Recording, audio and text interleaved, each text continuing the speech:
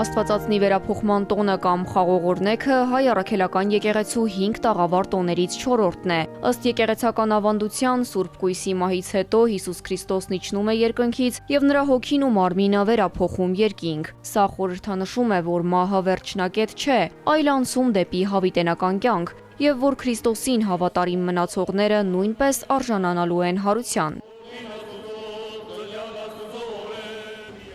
Երբ որ դարձավ 60 տարեկան, Հիսուս որոշեց, որ իր մորը տանի իր մոտ։ Կրկին անգամ ուղարկեց Գաբրիել հրեշտակապետին, այս անգամ նա ոչ թե մի հատիկ բրավիոն ծաղիկ բերեց,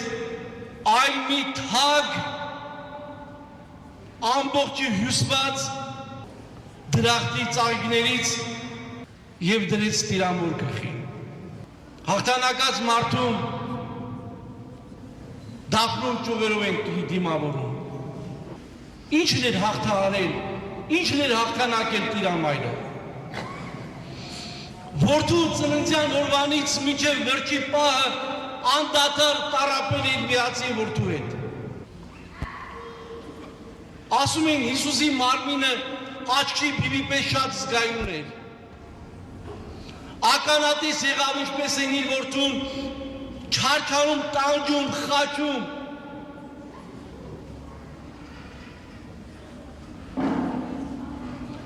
Սակայն երբեք չարացավ։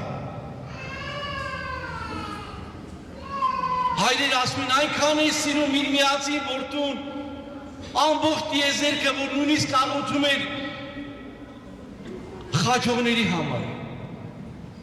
Հայ առաքելական եկեղեցին այս տարի օգոստոսի 16-ին նշեց տոնը։ Բոլոր եկեղեցիներում հնչել է սուրբ եւ անմահ պատարագ։ Գագիկ Ծառուկյանի բարերարությամբ կառուցված եկեղեցիները տիկին Ռոզա Ծառուկյանն ավանդույթի համաձայն այս տարի էլ շռայլորեն զարդարել է։ Աբովյանի Սուրբ Հովանես Մկրտիչ եկեղեցում այս տոնը մեծ հանդիսավորությամբ է նշվում։ Ամեն անգամ առիթի դեպքում մենք մեր խորին շնորհակալություն ենք բերում Ծառուկյան գերդաստանին։ Այսօր եւս մեկ անգամ մեր բոլորի անունից մեր շնորհակալությունն ենք հայտնում մեր շատ սիրելի Ռոզա Մայրիկին, Տիկին Ջավահիրին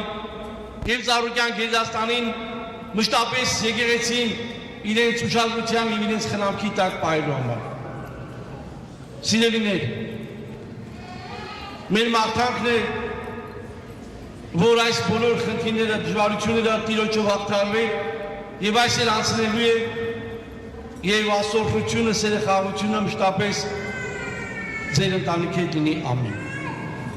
Տարվա բերքի առաջին պտուղները, որոնցից ամենազորեղը խաղողն է, Աստծուն ընծայաբերելը երախտագիտության նշան է նրա տված բարիքների համար։ Օրհնված խաղողը բաժանվում է ժողովրդին իբրև խաղաղության, առատության եւ բժշկության օրհնանք։ Հնում ընդունված էր մինչև օրհնելը խաղող չճաշակել, որ տարին բարեբեր լինի։ Աստվածածնի վերափոխման տոնին մասնակցելու համար Սուրբ Հովանես Մկրտիչ եկեղեցի են այցելել հարյուրավոր քրիստոնյաներ ոչ միայն Հայաստանից, այլև Սփյուռքից։